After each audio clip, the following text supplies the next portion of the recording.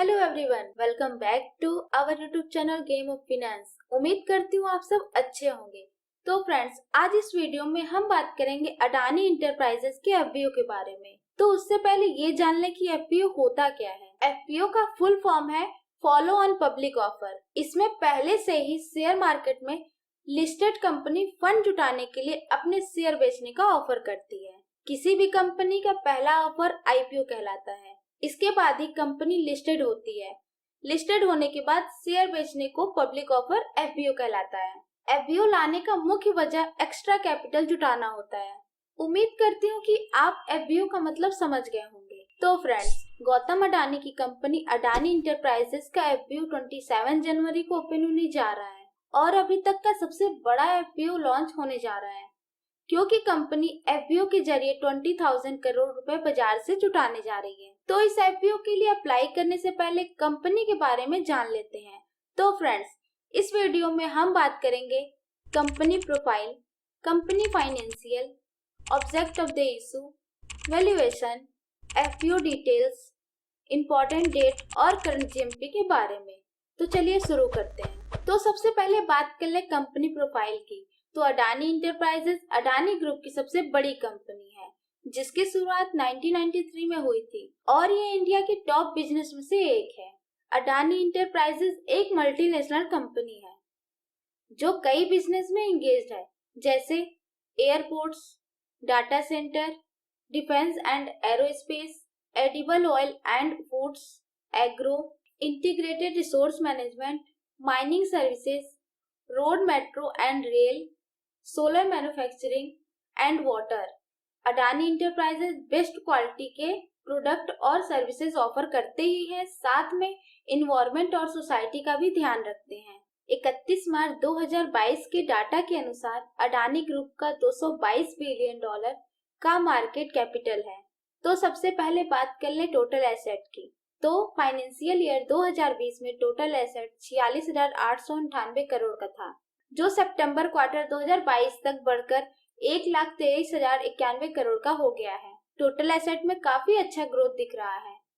Total revenue की बात कर ले तो 2020 में 44,086 करोड़, 2021 में 40,290 करोड़, 2022 में 70,432 करोड़ का रेवेन्यू कंपनी ने जनरेट किया है।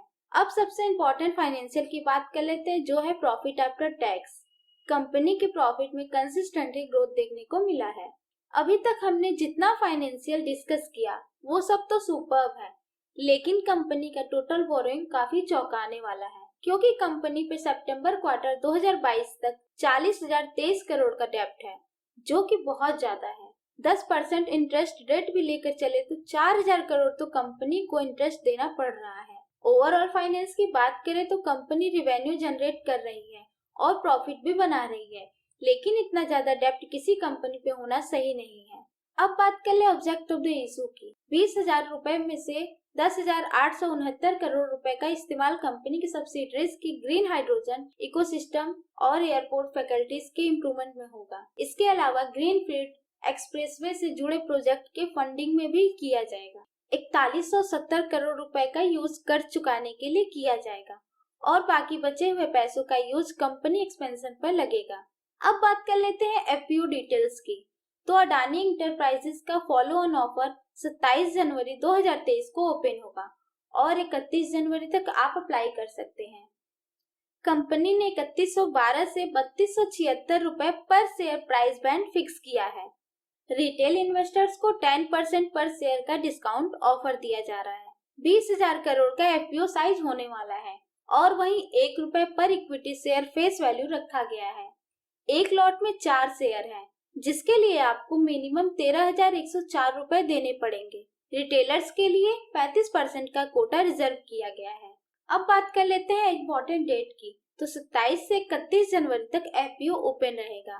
3 फरवरी को एफपीओ अलॉट होगा और जिन्हें अलॉट नहीं हुआ होगा उन्हें 6 फरवरी तक रिफंड मिल जाएगा। 7 फरवरी को डीमैट में शेयर क्रेडिट कर दिए जाएंगे और 8 फरवरी तक एफपीओ लिस्ट हो जाएगा। अब जान लेते हैं कि इस एफपीओ के लिए अप्लाई करना चाहिए या नहीं। तो मैं कम से कम 4 लॉट के लिए अप्लाई करने वाली हूँ, क्योंकि कंपनी बीते कुछ सालों में अच्छा परफॉर्म कर रही है।